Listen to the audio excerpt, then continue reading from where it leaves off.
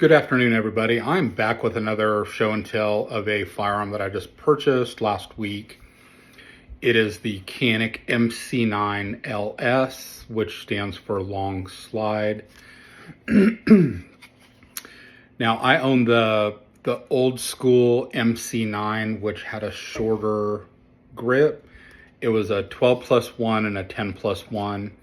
And these come with a 217 round mags. I want you to see how thin that is. It's the same dimensions if you ever had the Canik MC9. It's very thin. It's probably comparable to a Glock 48 and the SIG 365 macro, probably in that same dimension size. So anyway, I gave up my MC9. I really loved that pistol. I loved how small and light it was. My hands were just too big for it, even with the pinky extension mag. It just never felt natural in my hands. Phenomenal shooter, super accurate, never had a misfire or any type of failure at all. So I have a couple of things, the reason I'm making the video on this. So this mag is loaded.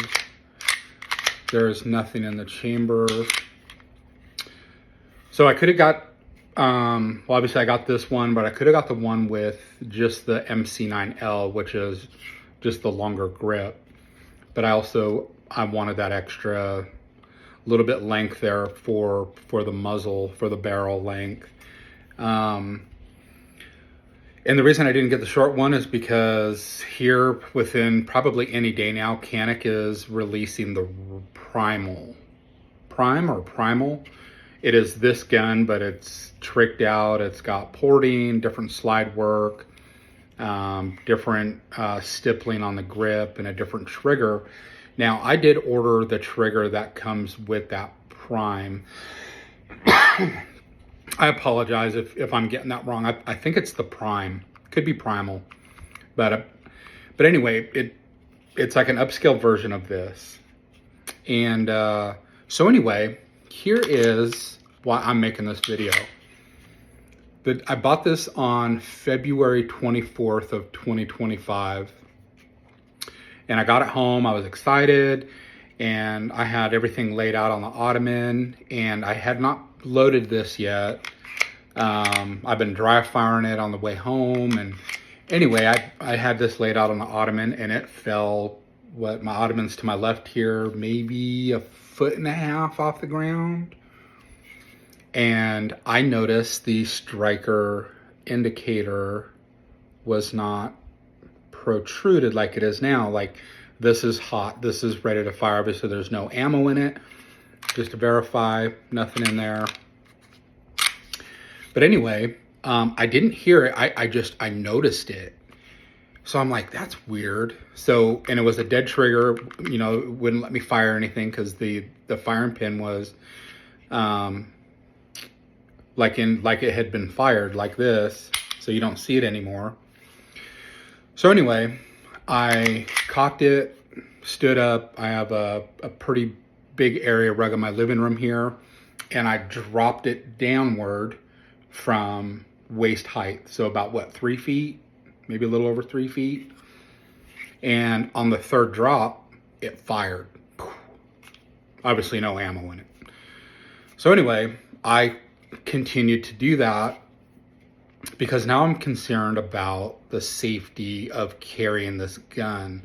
Nobody ever intends on dropping firearms. It happens, it's life. They slide off things, they fall off things. It's not a matter of you being negligent. Shit happens, right? I've had guns fall out of my safe while pulling one out. Could it be negligent? Sure. Just be more careful next time.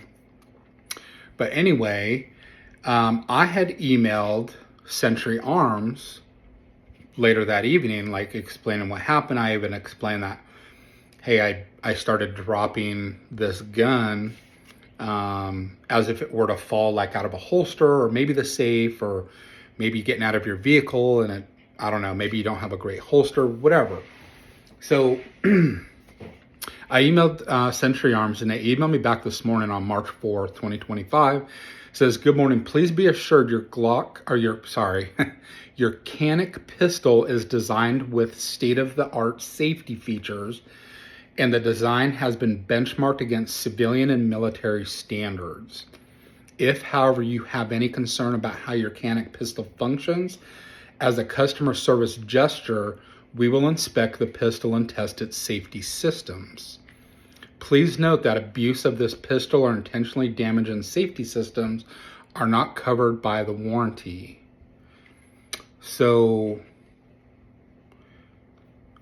last night, before I got this email, I was on YouTube and I was just searching Canik pistols, especially the newer MC9L and LS. There was a guy on there that had he put a brass in with just a primer, and he was doing the drop test, and he was replicating the same thing I was doing. The firing pin was no longer exposed, but the firing pin safety did its job.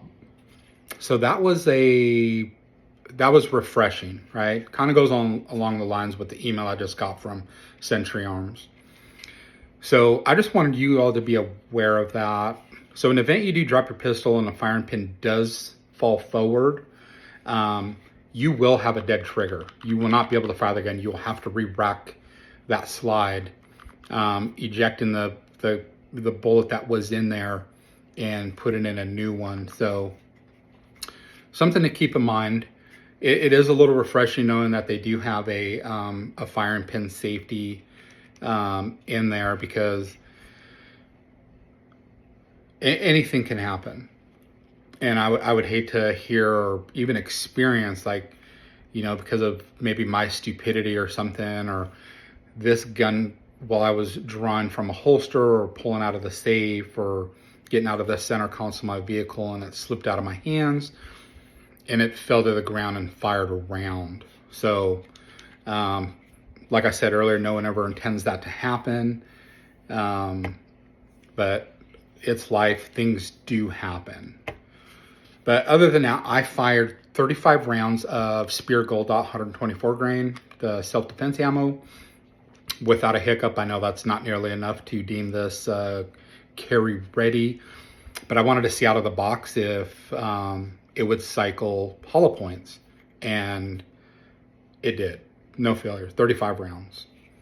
So I plan on running a couple more 100 rounds to this of ball ammo, and then my choosing of self-defense rounds that I choose. But I'll do an update when it's done. But I did order the Combat TTI trigger. That's going to come in that prime or primal. I want to say it's prime. And then I ordered I didn't know C&H made red dots. So I got their enclosed EDC, which is I guess would be the competitor to the EPS carry of Holosun, which I run on some of my Glocks. But it's cheaper, and the warranty looks to be in the line with Holosun, so figured why not try it out. But anyway, this isn't a bash on Canik. I'm glad that they got back to me and assured me that, hey, there are certain systems inside of the firearm that'll prevent negligent discharge in the event the weapon was dropped, or blunt force trauma to some part of the pistol, which would require or cause the firing pin to spring forward. Just something to keep in mind. So if you do have a Canik, or you buy a Canik and that does happen to you, just know that there is a firing block safety in there. But other than that, I love the gun. I do have a holster from Havoc Holsters, specifically for this gun. So I know the MC9 was pretty hard to get holsters of quality that I prefer personally. I want to make sure I make that very clear, because there's some great holsters out there that I don't necessarily care for that do make them for the MC9, but decided to give Havoc Holsters a try. So anyway, if you have any questions, comments, if you got one of these, how's it running for you, let me know. Take care.